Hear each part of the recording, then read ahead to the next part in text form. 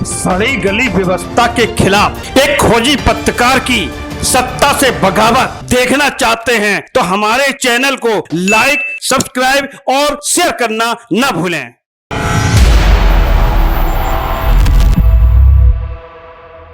वैसे आज Samajwadi party supremo Akhilesh Yadav Agra पहुंचे, सांसद रामजी लाल सुमन से मुलाकात की। एक बार फिर उन लोगों को चेताया जो लगातार राणा सांगा के अपमान का जिक्र कर हंगामा काटने पर आमादा है। साथ ही सीधे तौर पर यह भी आरोप लगाया कि जो कुछ भी हुआ कर्मी सेना की ओर से ये एक सोची समझी साजिश का नतीजा था। लेकिन दोस्तों, इस वक्त चर्चा इस बात को लेकर ज्यादा है कि क्या कांग्रेस का मिशन गुजरात उनके नेताओं के लिए भारी पड़ गया? क्या राहुल, सोनिया, रॉबर्ट वाड्रा पर ईडी की कार्रवाई अचानक तेज होना गुजरात फैक्टर की वजह से है? इस तरह के तमाम सवालों को लेकर आज सोशल मीडिया से लेकर मीडिया के दूसरे प्लेटफॉर्म तक में बहस का दौर जारी है। कई तरह की बातें नस्ल हैरान मामले में ईडी की ओर से दायर राउज एवेन्यू कोर्ट में जो आरोप पत्र दाखिल किया गया है वो सुर्खियों में है। जिसकी जो समझ में आ रहा है वो उसी दृष्टिकोण से विश्लेषण करने में जुटा है।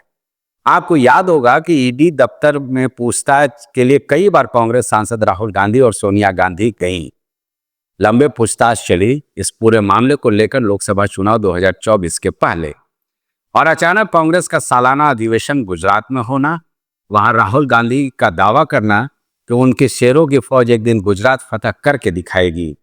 गुजरात की धरती से अधिवेशन में मौजूदा मोदी सरकार से लेकर भारतीय जनता पार्टी संघ पर चढ़कर हमला बोला जाना, और उस अधिवेशन के संपन्न हुए 2 हफ्ते भी नहीं हुए कि अचानक खबर आ गई ईडी ने नेशनल हेराल्ड घोटाला मामले में राउज एवेन्यू कोर्ट में आरोप पत्र दाखिल कर दिया है, जिसमें आरोपी नंबर 1 सोनिया गांधी, आरोपी नंबर 2 राहुल गांधी, आरोपी नंबर 3 दिवंगत नेता मोतीलाल वोरा और आरोपी नंबर 4 सैम पैत्रोदा समेत कुछ अन्य लोगों का नाम शामिल रहा।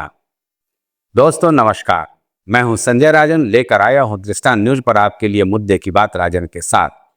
इस कार्यक्रम में आपका बहुत बहुत स्वागत है। वाकई बात निकलेगी तो दूर तलक जाएगी। कुछ ऐसा ही नजारा देखने को मिल रहा है देश की सियासत में। यह महज इत्तेफाक कहा जाए या फिर कोई सोची समझी रणनीति की गुजरात कांग्रेस महाधिवेशन के तुरंत बाद ईडी अचानक नेशनल हेराल्ड मामले को लेकर सक्रिय हो गई। चार्जशीट दाखिल हो गया। गांधी परिवार के 2 सदस्य सोनिया और राहुल गांधी को इसमें आरोपी बना दिया गया। आरोप इस बात का लगा कि महज 50 लाख में करोड़ों की नेशनल हेराल्ड की बिल्डिंग को सोनिया राहुल ने अपने हवाले कर लिया। इतिहास भूगोल में मैं बहुत नहीं जाना चाहूंगा, क्योंकि आपको सब पता होगा, आपने बहुत कुछ पढ़ा भी होगा, सुना भी होगा कि कब पंडित जवाहरलाल नेहरू ने नेशनल हेराल्ड अखबार की शुरुआत की, कब ये दिवालिया घोषित हुआ और कैसे कांग्रेस ने इसे दिवालियापन से निकालने के लिए कर्ज मुक्त धनराशि दी, और फिर कैसे कंपनी एजीएल को यंग इंडियन कंपनी में टेक ओवर कर लिया। ईडी कहता है कि एजीएल यानी एसोसिएट जर्नलिस्ट लिमिटेड करीब 2000 करोड़ की संपत्ति को हड़पने के लिए 414 करोड़ रुपए की टैक्स चोरी की गई।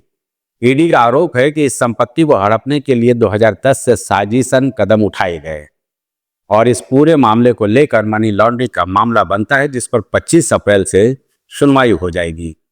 दोस्तों, समाजवादी पार्टी सुप्रीमो अखिलेश यादव का एक बयान काफी चर्चा में रहा था। वो ये कि ईडी का गठन कांग्रेस नहीं किया था और अब कांग्रेस पर ही इसका इस्तेमाल हो रहा है।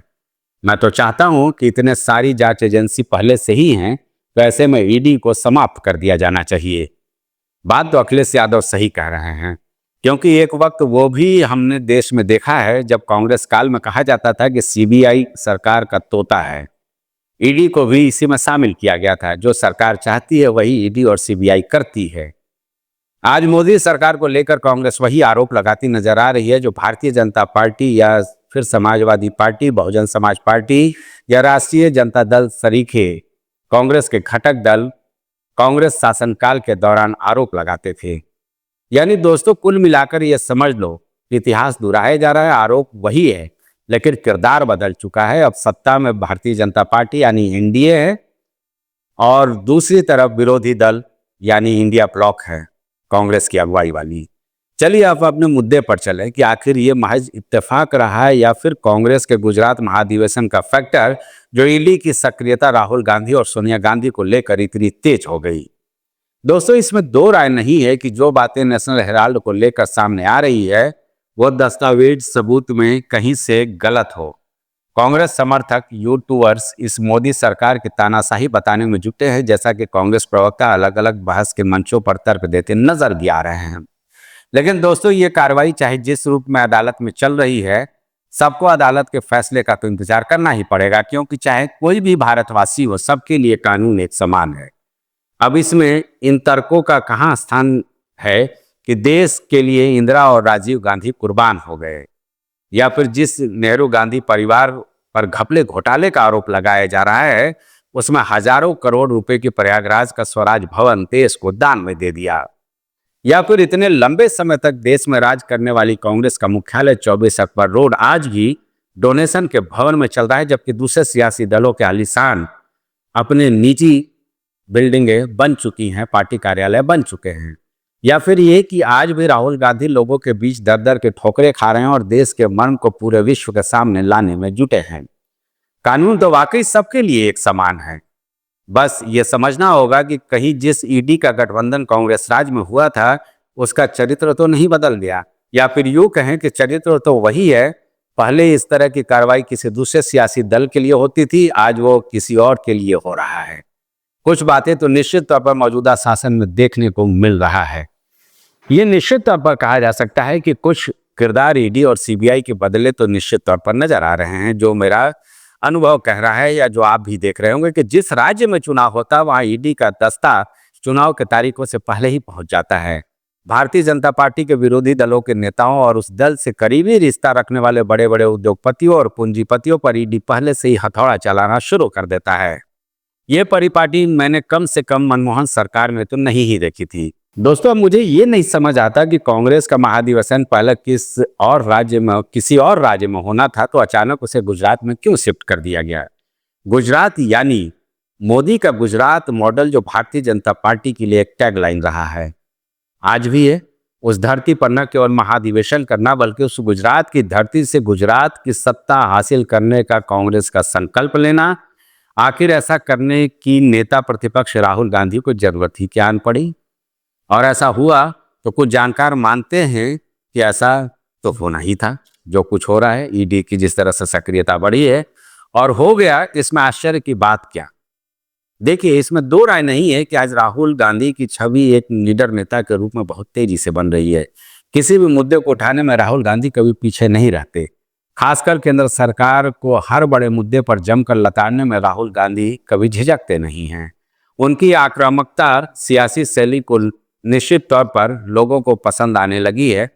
ये बात अलग है कि कुछ मुद्दों पर राहुल गांधी भटकाव की स्थिति में साफ तौर पर नजर भी आते हैं। बहरहाल ईडी कार्रवाई अपनी जगह है और उस पर हो रही सियासत अपनी जगह है। मैं अर्थतंत्र का बहुत ज़्यादा ज्ञाता नहीं हूँ, लेकिन इतना जरूर सुना है कि जो यंग इंडियन कंपनी बनाई गई थी वो एक एनपीसी यानी नॉन प्रॉफिटेबल कंपनी थी। अब इसका माने क्या है ये तो आपको खुद ही खोजना होगा। शायद ऐसा आप करें तो हो सकता है कि मामले में कुछ ट्विस्ट आपको नजर आए। और हाँ, बीजेपी का तो शुरुआती दौर से नारा रहा है कि कांग्रेस विहीन राष्ट्र, यानी पूरे देश में कांग्रेस का सुपड़ा साफ करना। लेकिन 2024 के लोकसभा चुनाव में ऐसा ना हो सका, बल्कि कांग्रेस की सीटें दुगनी हो गई और राहुल गांधी की पूरे देश में जो पदयात्रा थी, निश्चित तौर पर उसका फायदा इंडिया ब्लॉक को मिला। बीजेपी की बहुमत की सरकार केंद्र में नहीं बन पाई, बल्कि एनडीए की सरकार बन पाई। चलिए, शायद ये सपना पूरा करने में ईडी ही कुछ भूमिका निभा दे, जो कांग्रेस के शासनकाल में ही गठित की गई थी। बहरहाल, कांग्रेस लाख धरना प्रदर्शन कर ले, लेकिन इससे अदालती सुनवाई कहाँ टलने वाली है। अब तो 25 अप्रैल से सुनवाई की अनंत गाथा भी शुरू हो जाएगी। मीडिया के लिए हर दिन एक बढ़िया खबर मिलेगा जब जब ये सुनवाई होगी। लेकिन जाते जाते भी मुझे ये समझ नहीं आ रहा है कि आखिर गुजरात में कांग्रेस महाधिवेशन के बाद अचानक ईडी इतनी फुर्तीली कैसे हो गई, क्योंकि ईडी किसी भी केस को अंतिम पायदान पर पहुंचाने में आज तक बहुत ज़्यादा सफल नहीं रही है। तो दोस्तों, आज के लिए बस इतना ही। अगर ये वीडियो पसंद आए तो इसे लाइक शेयर करना ना भूलें और हाँ, निडर पत्रकारिता को अगर आप अपना समर्थन देना चाहते हैं तो देशता न्यूज़ को जरूर फॉलो करें, सब्सक्राइब करें। नमस्कार।